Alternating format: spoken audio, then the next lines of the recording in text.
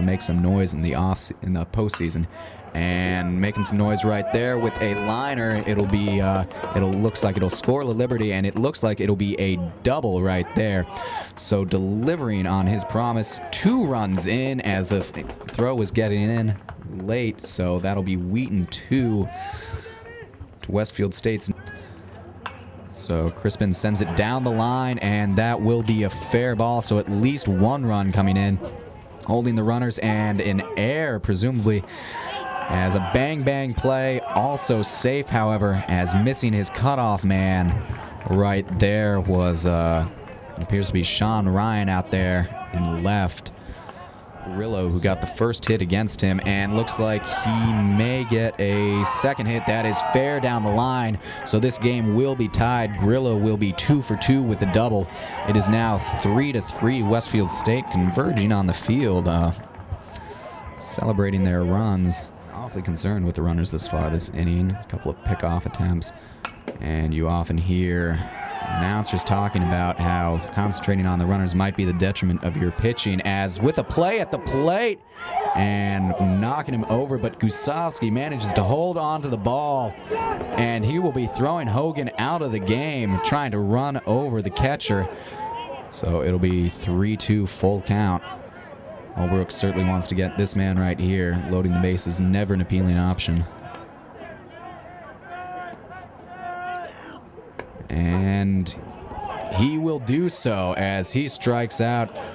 Another Westfield State player expressing some frustration with the umpire. However, no damage will be done this inning. Despite getting 3 hits, Westfield State gets no runs and will move into the bottom of the 5th with the score tied at 3. Out there starting pitcher Messier, as that'll be lined, might find diving attempt. However, the problem with those dives is unless you're backed up, it looks as though a run will be coming in as Gusovsky scores. Dan Haw. So Dan Haw will come up with the bases loaded and the opportunity to improve upon his already impressive 3 RBI total for the day. McDougal not able to get the job done in 1 batter, has to hope that he'll be able to limit the damage now to 2 runs. Wheaton's ahead 5-3, and that's a ball low. Can't afford to walk the batter here with the bases loaded. Haw is obviously a dangerous hitter. And he proves his chops once again, as 1 run will come in, 2 runs will come in. Haw gets down for the 3rd double of the game. 3 runs will come in, and so that's 6 RBIs for Dan Haw today. 3 doubles, and that might have just put the game out of reach, as Wheaton is now ahead 8-3, up by. As Gusovsky lines it, that'll be another hit, and Munley's going to come around once again with the stop and start. That'll be another run, and he's gone to second. Error on the throw by the catcher, and this is just turning into a nightmare as Gusovsky's going to come all the way around and score. So that's 2 runs. Certainly an error on Medeiros right there. An RBI for Gusovsky. He called a ball. Wiley demonstrating his propensity for using the off-speed stuff. He's only thrown a couple of fastballs in this inning. When he does, they've tended to miss low. So once again, winding. There's one of those fastballs, and it goes straight down the middle. Wiley sort of kicking at it, and that'll be a run coming in. So following the inning where they scored 8, Wheaton's allowed 2. Westfield's now down by 6. And Landers just reaches out and pokes it out to left, and that'll get down there, and it'll handcuff the left fielder. So coming in to score will be Rod. Coming in to score will be Rod, and Landers will wind up on second with a double. These two are playing a game of cat and mouse as one steps off the rubber and the other steps out, and that'll be a bloop. It's going to be hard for them to get, and that'll be another run. No.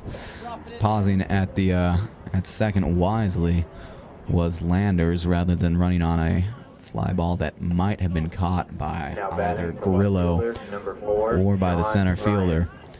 And this inning has also turned in. Munley, that's down the line, and that looks like it's going to be fair. So that'll be another run scored, and now we will get to that 15 figure as Haha manages to come around once again. And that'll be popped up. Eddie Eros will have a chance, and he will get it behind the plate. So Wheaton with another big inning. They score 4. Once again, Dan Haw with another couple to add to his astonishing RBI total. Wheaton is ahead 15-5 as we enter the 8th.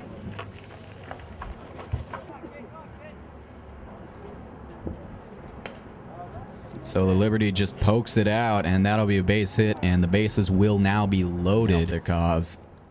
And another pitch right there. Looks as though there might be a double play. 5, and won't get it over to 3. So that'll be another run scored for Wheaton. That'll be 16 on the fielder's choice. So once again, with the opportunity to end the game, Pelkey, and that looks like it will do it. Connor throws it across the infield, and Wheaton will wrap up the win. Scored a lot to a little, but if you want the precise numbers, it was 16-5. Wheaton had a whole lot of hits in this one. Great offensive effort. Star Dan Haw with 8 RBIs, so a sterling effort.